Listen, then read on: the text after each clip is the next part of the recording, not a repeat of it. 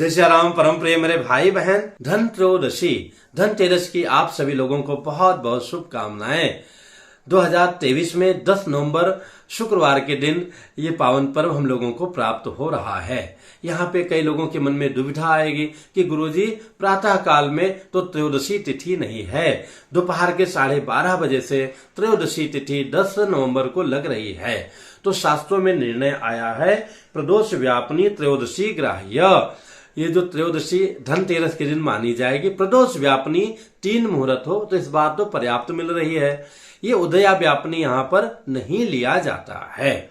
इस दिन हमें करना क्या चाहिए? तो करना तो एक तो परचेज किया जाता है, उसमें भी सोना चांदी तो हर व्यक्ति खरीद नहीं पाता है, पर जो खरीदना चाहे उनसे मेरा निवेदन है कि वो चांदी के गणेश, लक्ष्मी जी, सरस्वती जी को ना लेकर के गिन्नी ले लीजिए और माँ को अर्पण कर दीजिएगा। जो रेगुलर आपके भगवान है, तो मृतिका मिट्टी के लाएंगे, उनकी पूजा कीजिए।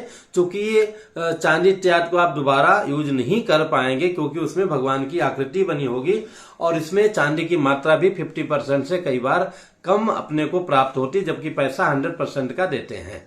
इसके विषय में नीचे डिस्क्रिप्शन में एक वीडियो है, जरूर देखिएगा।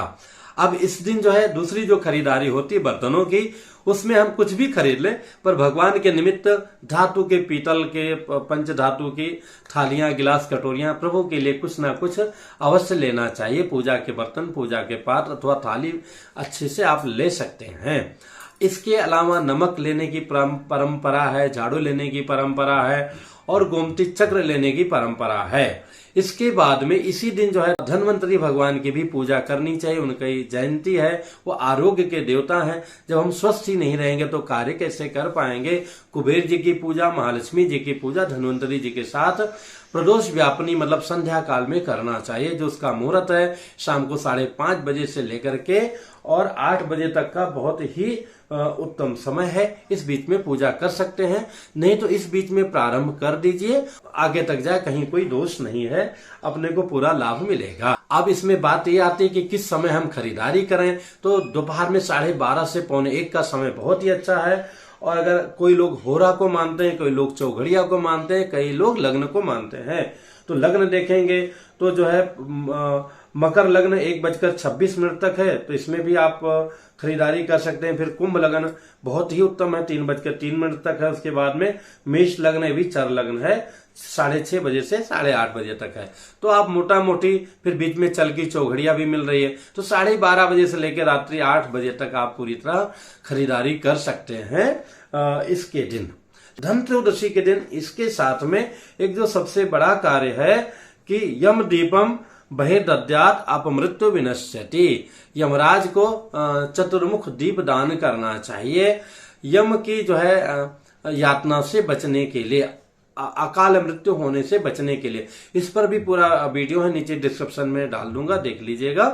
पर एक मोटा मोटी यह है कि अपने घर के दक्षिण दिशा में, अगर दक्षिण दिशा में जगह नहीं तो दरवाजे के लेफ्ट साइड में जो है, अथवा राइट साइड ज्यादा अच्छा रहेगा। आप घर से बाहर निकलेंगे तो राइट साइड में, अगर वहां जगह नहीं तो लेफ्ट साइड में भी सही, मिट्टी के दिया में बड़ा सा भर करके चतुर्मुख जो है उसको दीप बनाएं और राई का तेल उसमें डाल करके और उसको प्रज्वलित करके कि ये दीप जो है यमराज जी को मैं निवेदित कर रहा हूं, इस भावना से जो है दीप वो जलाना चाहिए संध्या वेला में। उसकी पूरी विधि नीचे डिस्क्रिप्शन में है, ये अवश्य कीजिएगा, इसका बहुत बड़ा महत्व है।